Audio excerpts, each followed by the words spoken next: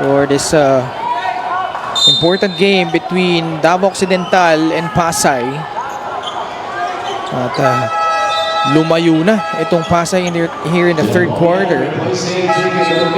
After up by just 4 points, they push the gap to 20 here. Coronel comes in for Tabby to begin the fourth. Terzo at the control. Still enough time if you're Davao to come back here. But that third quarter, where they let Pasay score 30 points, outscoring the Tigers by 16. This is Keith Agovida, straight to the cup. Well, isa sa mga problema ng Pasay sa laro na to, one of the few problems that they've had in this game here in the second half has been trying to deal with Keith Agovida. Dan Sara whips a pass to Salenga. Toby Agustin tries a free. It's good. Everybody just trying to join in on the scoring party right now para sa Pasay. Defense, the biggest challenge for the Tigers here as they try to mount the comeback. This is still a long way to go para sa kanila, but lucky for them, they still have an entire quarter to play. 61-42. Pasay is 5-3 at home, but they have lost their last 2 games here against Pampanga and Bataan. Bonifacio, turnaround jumper will not work. Comia the rebound. Arboleda, nakabuelo, lays it up and in, plus a foul. Coronel tried to gamble there, and he was late in trying to stop instead of just dropping down and providing that interior rim protection para sa Pasay. Pair of former Perpetual guys going at it there. Arboleda. Yeah, different generations pero halos pareho ng laro no? Oo. Mintis yung free throw nga lang ni Harold Arboleda. Dan Sara, Warren Bonifacio, Toby Agustin, Jasper Salenga, and AJ Coronel, the unit for Coach Marlon Martin. Sara against Harold. 3 on the shot clock. Bonifacio fell down, got hit, no whistle.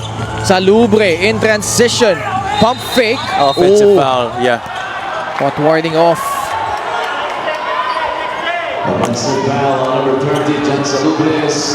Jancher Salubre called for a second foul.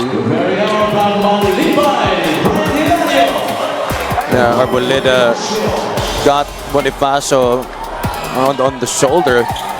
Dear Salubre, very clearly there, warding off Agustin. Good way for Agustin to stay grounded. That's disciplined defense despite the shot fake. Wait a minute. Let's see what the call is here.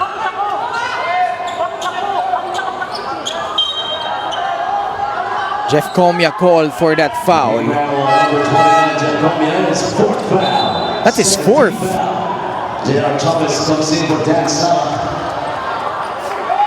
That's big for Davao considering that Comia has been their second leading scorer in this game. Another long stare to one of our game officials. Let's see it here.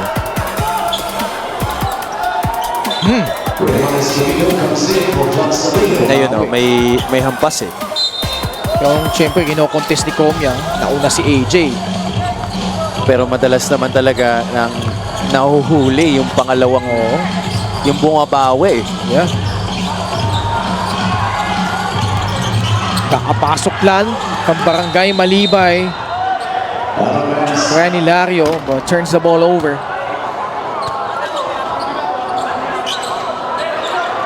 Not a great game in one of their home games. 16 points against Cebu.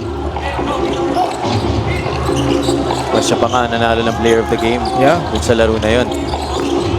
Agovida sasalaksak sa loob, nasupalpal. Nanatili ang bola sa panig ng Davao Occidental. And the defense converging on Keith Agovida there. Made his way to his weak side, the right. Pero may halos 3 pink shirts ang nakapalibot sa kanya doon. Lob to Comia. Can't get it to go. Salenga the rebound.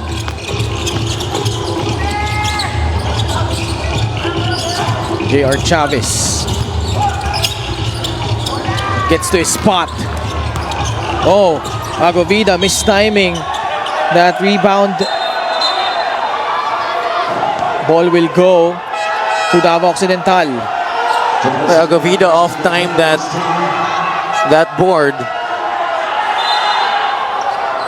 Our referees had to confer, all 3 of them. Pasay is arguing that it was the trail official that called it. Oh, sorry, the lead official who was already on the other side. We await the result of this challenge by Pasay. We'll return after the short break.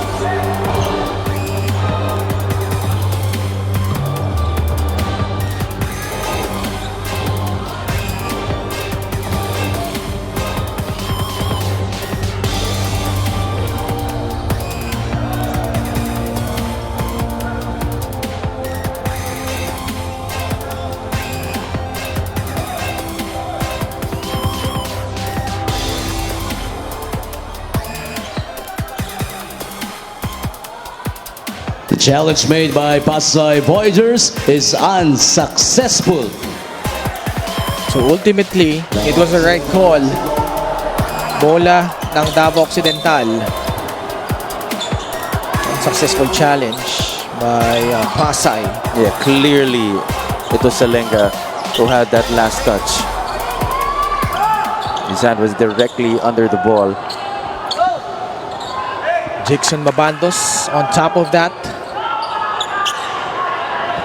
61-44. Uphill climb para dito sa Davao Occidental. Escobedo, the missing link tonight for Davao. Only 3 points. Came in averaging double figures. Here he is. Oh, and what a beautiful move underneath for Raymart Escobedo. Nifty play going to the basket there. Slammed on the bricks and used that 1-2 step to perfection. Under 7 minutes remaining. Chavez. Double team comes. Forcing another turnover against Pasay. They really have to come back with that kind of defense that they played in the first half. Itong Davao Tigers, couple it with plays like this. Left the game brought to you by 1xBet, the title sponsor of the Mpbl. Your choice, your victory. Feel more game with 1xBet. Escobedo can't split the defense. Now he attacks AJ Coronel. Pulls it back out to Arboleda. Hand off to Joseph Terzo against J.R. Chavez. Arboleda for free. It's good. Salenga is down. Got popped in the mouth.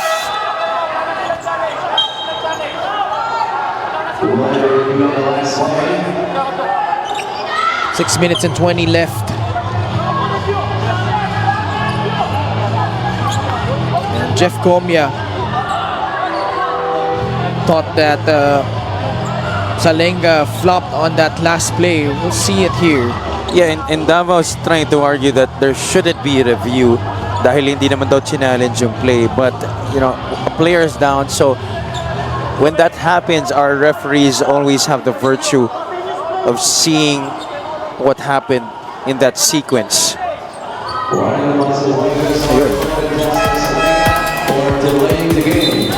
Yeah, but here it is. No, parang wala namang tama. In fact, it could have been a flop. Yeah, yun nga yung sinasabi ni Jeff Comia. Yeah. Yeah, it looks like a flop. Not even a wind-up there. A good thing warning lang yung naipataw sa kanila. Yeah. Dapat talaga ma-penalize yung ganun player because you delay the game. Exactly. That's why he was warned for that exact reason. Oh, Hilario nailing a three, pushes the lead back up to 15 points, 64-49.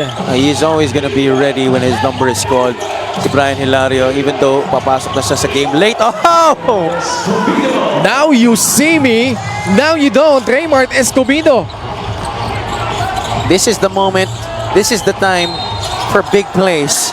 And Raymart Escobedo has come up and scored some baskets, this time making Pasay commit an offensive foul. What a sidestep move right there. Galing dito kay Raymart Escobedo, finishing with the left hand on the right side. And getting Soriano and Coronel in the air both at the same time. This is still winnable if you're Davao Occidental. Bakers doesn't lead. Still enough time here with 5:28. Escobedo. Arboleda crossover. Comia lost it. Foul will be called. And turnovers is really continuing to haunt the Tigers sa laro na to. That's turnover number 20. 3-point shot brought to you by Extreme, your one-stop shop appliances. Well, pareho lang naman yung naging mix ng Davao at saka Pasay from the outside in the first half. But it's been a big difference here in the second half. Pasay already with 5 threes, while Davao has only settled for 3 makes from downtown. Clean strip by Joseph Terzo. Brian Hilario, now Tabi. Getting past Comia. Ball tap in transition. Terzo has Coronel to beat. And lost it again. 21st turnover by Davao. Soriano floats it up. No good. Davao in transition. Arboleda bumped into a wall. Coronel, the guilty party there. It just really hasn't been a good night para kay Joseph Terzo sa laro na to. Yeah, his decision making has been off, but alam naman natin that he's really not that type of player. But of course, yeah, these kinds of games has only proved to us na may mga gabi talaga that will prove that, you know, players are only human. Yeah. 8 points for Harold Arboleda though. Joseph Terzo is 0 of 6 from the field. 3 turnovers. Itong free throw na ito hatid sa atin ng Extreme Appliances, ang subok at kumpletong appliance brand ng Pilipinas. Arboleda, 4 of 5 at the line, 9 points. Boy, 21 turnovers leading to 24 turnover points in favor of the Voyagers. Steal again. Davao though picking up their defense. Comia behind the back. Agovina scores plus a foul. What a sequence. The Davao Occidental Tigers keep on coming. Assist of the game brought to you by 1xBet, the title sponsor of the Mpbl. Your choice, your victory. Feel more game with 1xBet. Paulit-ulit tiningnan ni Jeff Comia yung kanyang likod. He was looking at his rear to try and check if there was gonna be a trailer. And that, I think, definitely fooled the defender in front of him, making that very difficult pass. What a pretty delivery to Keith Agovida, who converts on the 3-point play. Walo na lang ang lamang from a high of 21 points. 4 and 10 left here in the fourth. Chavez maneuvering, wiggling through traffic. Another stop by Davao. Shot clock violation against Pasay. Defense now tightening up para sa Tigers here in the fourth quarter. Dan Sara comes in for J.R. Chavez. Coach Marlon Martin wants more stability in the backcourt.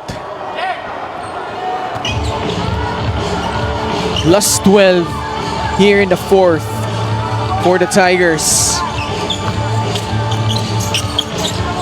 Escobedo turns the corner, switching hands, but can't finish. Just a tad bit short on that layup attempt. 3 and 36. Sara. Sanko, top of the key. Gets it to AJ Coronel. Bonifacio, jumper, no good. Arboleda the rebound. Harold.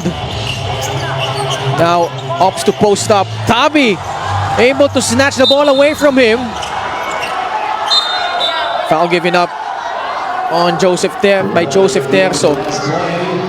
Players on the court is staying in front of their respective benches and observe proper bench As Cyrus Tabi writhing in pain.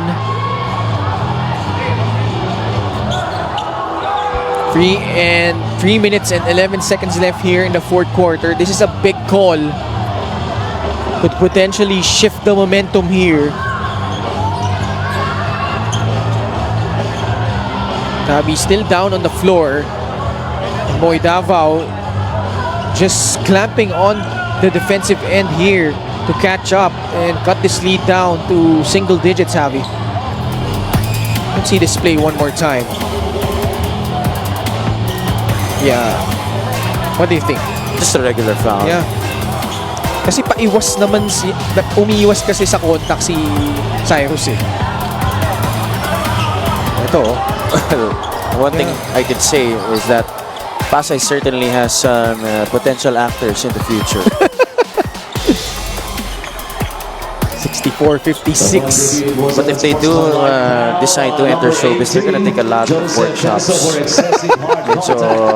Medyo off pa yung Uy, acting. hindi. Unsportsmanlike foul, Javi, ha? Oh, okay. Wow. Much. That's really very surprising. Looks to be befuddlement of Joseph Terso. And that is the 14th foul for Davao Occidental. Dahil ba excessive hard contact? To return Cyrus. Hindi na nasabi sa atin kung ano yung naging criteria, no? Pero I really still don't think that it should have been an unsportsmanlike foul.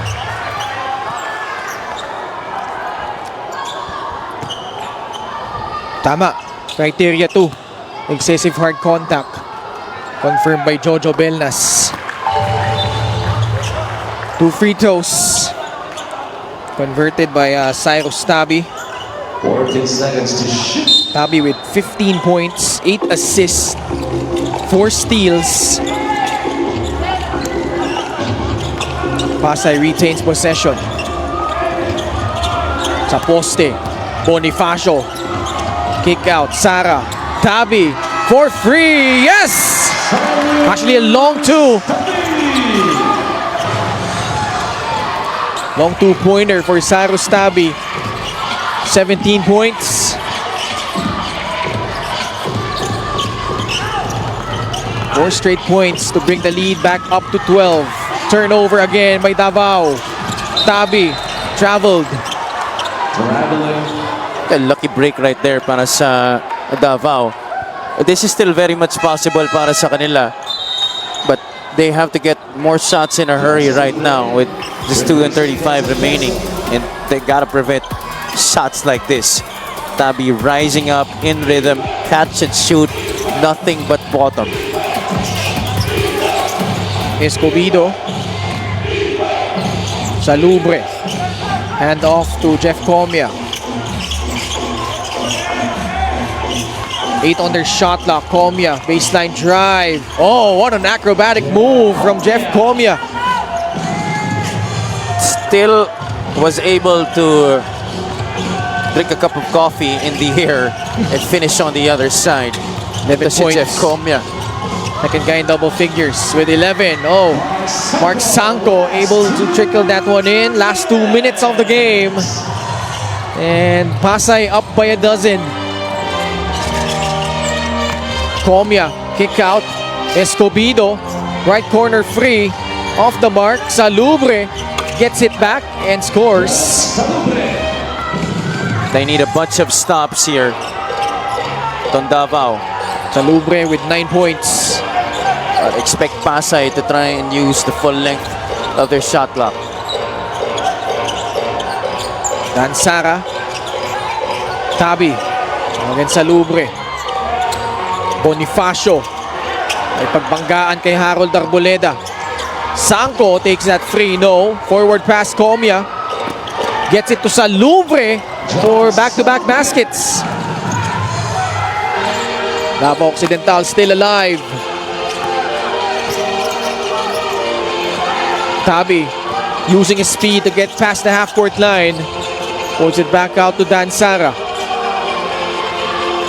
A minute remaining. Oh, and Escobedo stealing his pocket. Raymart Escobedo with a layup. Certainly very much wide open itong pinto para sa Davao Occidental Tigers. Suddenly, it's Pasay turning the ball over. Tabi in trouble. They barely get the ball across. No need to foul if you're Davao. Time not on their side though. They need to score quickly if they get a stop. Sanko, free on the shot clock. Sara, a second remaining, puts it up. It's short. And a shot clock violation against Pasay. But they were able to burn some time, using the full length of the 24 on that possession. Timeout requested by Coach Arvin Bonleon. His team down by 6, 70-64.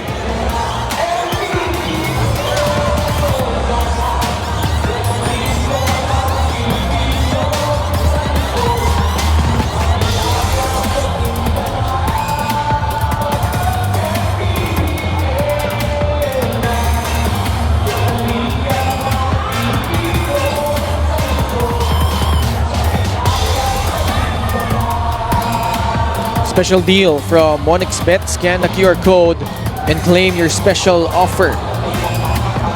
30 seconds to go here in this game. Davao with the basketball, down by 6 points.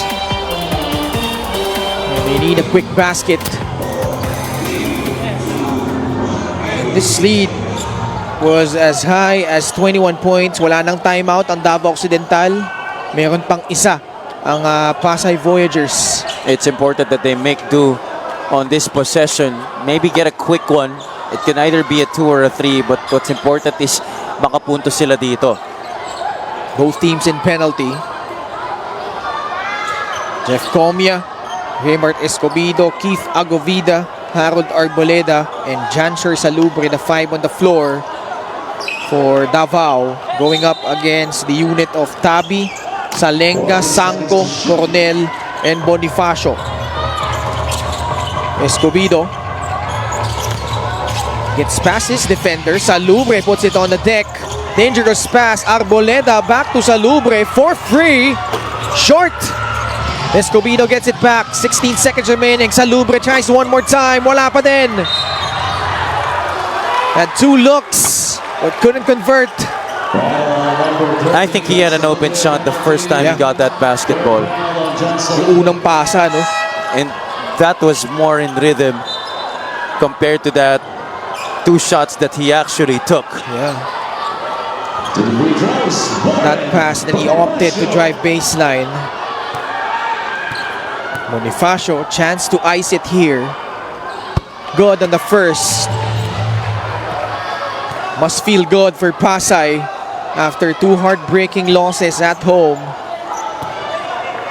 In a place in the start where they seemingly were unbeatable, but lost for the first time against San Juan, then bounced back nicely against Cebu, and then those defeats nga against Pampanga and Bataan. But here, they had to fight off this resurgent Davao Occidental Tiger squad, but in the end, despite missing their top gun, Lawrence Victoria, they improved to 6-3 at home. You saw those losses against San Juan and Pampanga.